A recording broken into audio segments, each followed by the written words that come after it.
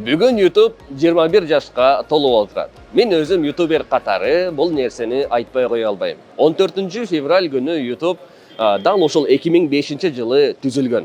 Андан өтіп бір жылдан кейін YouTube'ты 1,5 миллиард долларға Google компаниясы сатып алған. Мұның бардығы қандай түрде болды дегенде сіздерге оқиясын толық түрде айтып кетейін.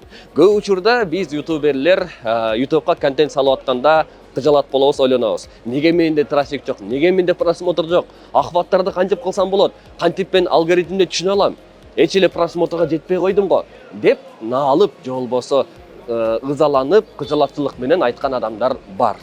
Жок эмес, алардын катарында менин окуучуларым дагы бар. Бирок силерге мен жакшы нерсени айтып кетейин.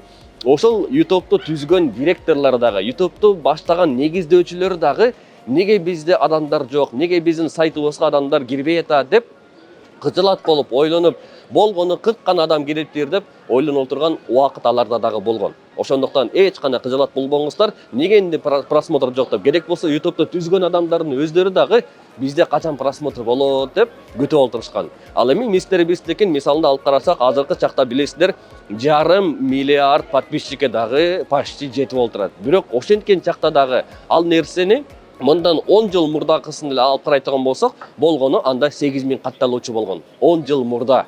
Ал эми YouTube'дан 1000 катталуучуга жетүү үчүн 4 жыл мээнетин кылган.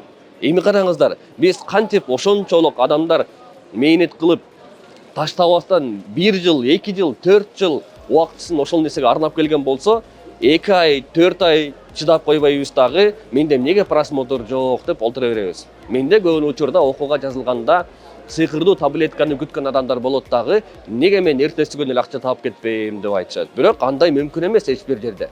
Кайсыл жакка гана барбайлы, бардык жакта 100% жыйынтык боло бербейт. Себеби дегенде мектептин мисалында эле, мектепте бардыгы 5ке окуй бербейт. Кээ бири 3ке окуйт, кээ бири 4ке окуйт, туурабы? Ошол сыңардай биз дагы ар бирөөбүз салымыбызды, аракетибизди кылсак, ошого жараша үзүрүн алабыз. Эгерде биздин пешенебизге эле жазылып турган болсо, ал нерседен сиз балким 41-чи жолу кылганда анан ийгилик жаратасыз. А бирок ошол 41-чи экендигин билүү үчүн 40 жолу аракет кылып коюу керек.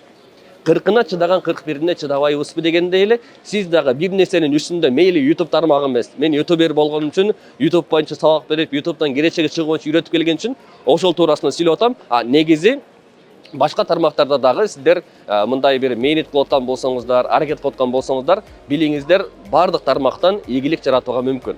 Көп учурда адамдар келатып эле максатын буруп салат да, максатын, планын, негизги келаткан жолунан чыгып кетет. А биз болгону стратегияларды, методдорду, ыкмаларды гана өзгөртүп турсак, бара-бара мына ошол көздөгөн максатыбызга жете алабыз. Сиздер менен болгон мен Барпиев Азирет Али, ал эми азыр бул жакта биз Стамбул шаарында саякаттоо менен биргеликте сиздерге ушундай пайдалуу контент тартып отурам. Чоң рахмат.